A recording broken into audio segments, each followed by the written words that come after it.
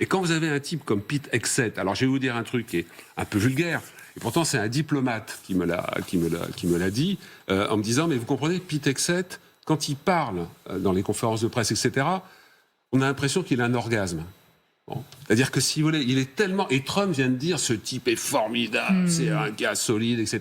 C'est-à-dire qu'il y a une espèce de... On se demande s'ils sont dans un jeu vidéo. Ouais, la jouissance de la guerre. Ils sont dans le réel. Et je terminerai juste en disant, toute chose étant inégale par ailleurs, vraiment, c'est pas du tout la même chose, mais la guerre du Vietnam, elle s'est déroulée un peu comme ça. C'est-à-dire un coup d'affirmation péremptoire qui était démenti progressivement par la réalité du terrain. Et à chaque fois, le commandement militaire américain disait, bon, tout va bien, monsieur le président, formidable, mais si on pouvait rajouter quand même des conseillers, on rajoute des conseillers, formidable, avec l'armée du Sud-Vietnam, on va gagner.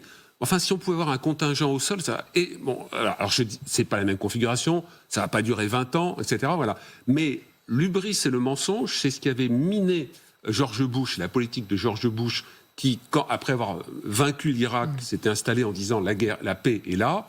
En fait, il y a eu 4000 djihadistes tués.